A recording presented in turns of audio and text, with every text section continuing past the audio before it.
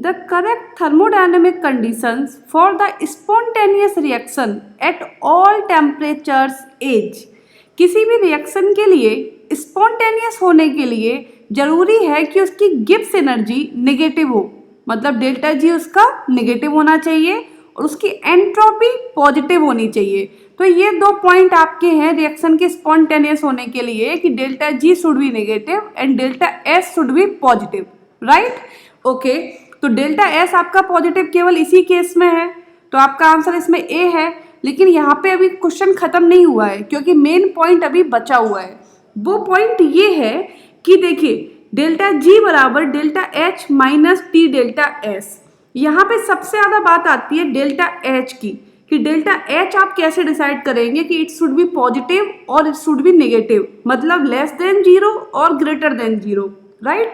तो आप जरा इस वाली रिएक्शन पे इक्वेशन पे फोकस कीजिए। आपका डेल्टा एस पॉजिटिव है तो ये पॉजिटिव आपने यहाँ पे रख दिया है। अगर आपका टेम्परेचर हाई होगा, मान लीजिए आपका टेम्परेचर काफ़ी हाई है, तो उस केस में ये वाला जो टर्म है ये काफ़ी नेगेटिव हो जाएगा। जब ये टर्म काफ़ी नेगेटिव हो जाएगा तो आपका डेल्टा एच अगर पॉजिटिव भी हो तब भी ओवरऑल डेल्टा जी आपको नेगेटिव मिल जाएगा, मतलब रिएक्शन आपकी स्पॉन्टेनियस बनी रहेगी, प्रॉब्लम नहीं होगी। बट प्रॉब्लम कहाँ होगी?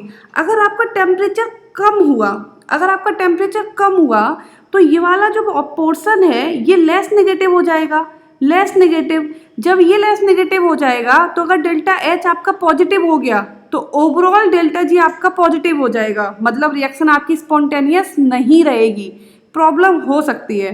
तो इसके लिए बेटर है कि आप delta G should be negative. अगर डेल्टा एच आपका नेगेटिव होगा तो आपका टेम्परेचर चाहे कम हो चाहे ज़्यादा हो कोई फर्क नहीं पड़ता है, आपका डेल्टा जी हमेशा नेगेटिव होगा।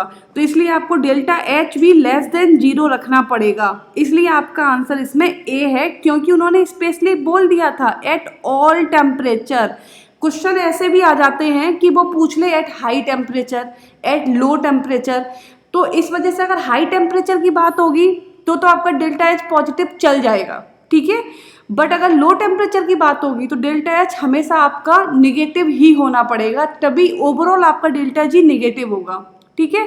तो इन्होंने ऑल टेम्परेचर बोल दिया था तो आप डेल्टा एच को निगेटिव ही लेकर चलेंगे। तो कंक्लूजन क्या है? कंक्लूजन ये है कि delta G should be negative, मतलब less than zero, delta H should be positive that is greater than zero, and delta H enthalpy change should be negative, मतलब less than 0. So answer is A. Thank you.